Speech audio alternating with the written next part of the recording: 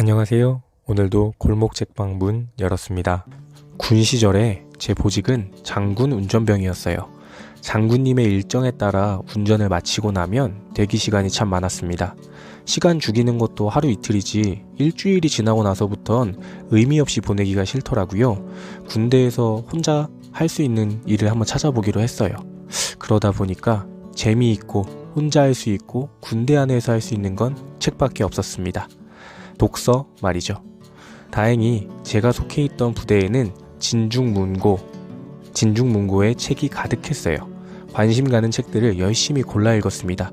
비록 몸은 군대에 갇혀 있었지만 책을 통해서 이것저것 경험할 수 있었어요. 지금 생각해보면 참 꿈같은 시간이죠. 이렇게 한 권 한 권 독서 노트를 채우다 보니 군대에서 시간을 날리고 있다는 생각보다는 이런 시간이 내 인생에 또 얼마나 있겠어 하는 생각이 들었습니다. 밥도 주지, 옷도 주지, 재워주고, 돈 주지, 운동시켜주지, 헬스장도 있고 도서관도 있고 참 좋은 곳이었네. 그럼 다시 군대 들어갈래? 월급도 올랐다는데. 절대 안 갑니다. 군대의 군자도 앞으로 꺼내지 않겠습니다. 다시 군 시절로 돌아가서 어느 날 동기가 제가 책을 좋아하는 걸 알고 혹시 One Thing 발음이 좀 안 좋네요. 원싱이라는 책을 읽어보았냐고, 내용이 괜찮냐고 물어봤어요. 제가 멋들어지게 설명하고 싶었지만 그 한 가지에 집중하라는 거 그 정도 밖에 말하지 못했습니다. 굉장히 멘붕이 왔어요. 50권 넘게 읽어도 남는 게 없었던 거죠. 그런데 방법을 모르니 그저 읽는 수밖에 없었습니다. 2017년 7월 12일 신정철 작가님의 첫 작품인 메모 습관의 힘을 만나게 되었어요. 자세히 내용 기억은 안 나지만 메모 독서법에 대한 내용이 있었고 독서에도 메모가 필요하다는 걸 어렴풋이 알게 되었습니다. 그리고 2019년 우연히 서점에서 단 한 권을 읽어도 제대로 남는 메모 독서법을 만났습니다. 제 독서 인생은 그때부터 변했습니다. 그때 그 작가님 아니야? 하면서 책을 샀고 그 이후로 읽는 독서에서 쓰는 독서, 메모 독서가 남는 독서다. 메모 독서 신봉자가 되었습니다. 오늘의 책, 단 한 권을 읽어도 제대로 남는 메모 독서법입니다.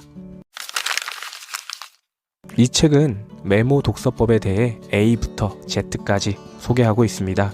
메모 독서를 해야 하는 이유부터 메모 독서의 여러 방법들과 효과, 그리고 메모 독서를 하며 얻은 긍정적인 변화들이 자세히 적혀 있어요.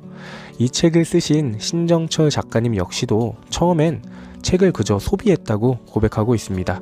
하지만 메모 독서를 하면서 비로소 책을 통해 배울 수 있는 사람이 되었다고 해요. 깊이 읽기에 진정한 맛을 알게 되었기 때문이죠. 책 한 권과 독서 노트만 있으면 그곳이 최고의 휴식처라는 작가님의 말씀에 저 역시도 적극 동의합니다.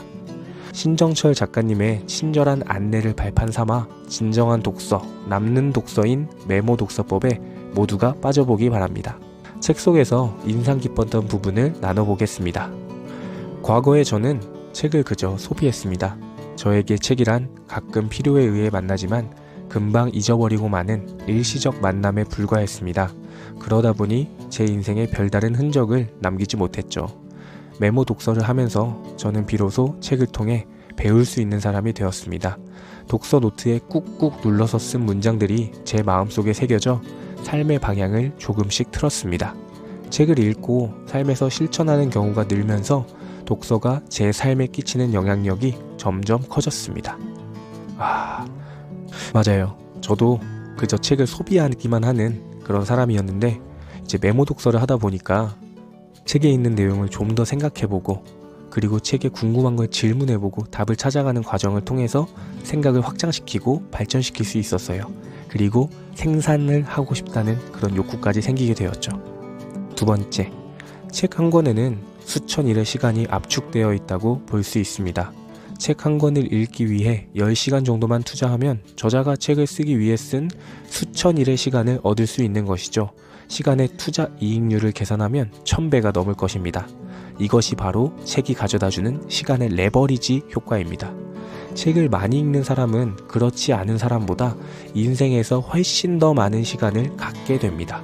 그런데 책을 깨끗하게 보는 사람들은 책이 가져다주는 이 시간의 레버리지 효과를 누리기 어렵습니다. 메모 독서는 시간을 레버리지하는 가장 좋은 방법입니다.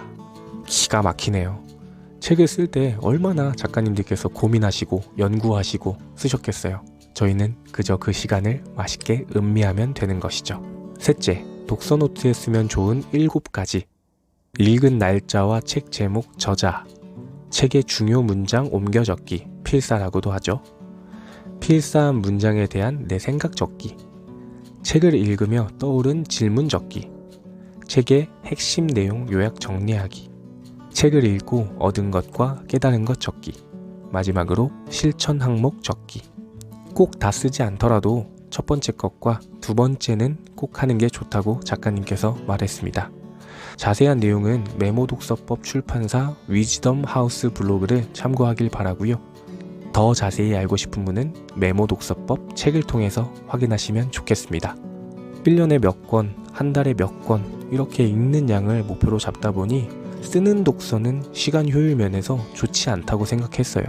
하지만 진짜 효율이란 건 읽은 양이 아니라 내 안에 얼마나 남았느냐 아닐까요? 메모 독서법을 만나기 전까지의 제 독서법의 효율은 털털거리는 경운기 수준이었다면 이제는 하이브리드 자동차 정도는 되지 않았을까요? 제가 블로그에 글을 쓰고 유튜브에 책 영상을 올리는 이유도 바로 이 책이 계기가 되었어요. 제가 읽은 책을 정리하고 나누는 과정에서 저는 더 남는 독서를 하고 있는 거죠.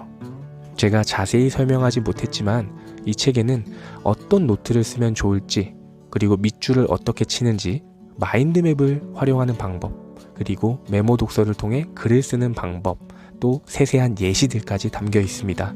더 나아가 7주에 걸쳐 메모 독서법을 익히는 커리큘럼도 제시하고 있으니까요. 꼭 읽어보셨으면 좋겠습니다.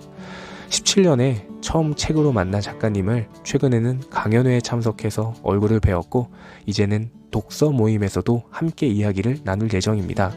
두근거리고 있는데요.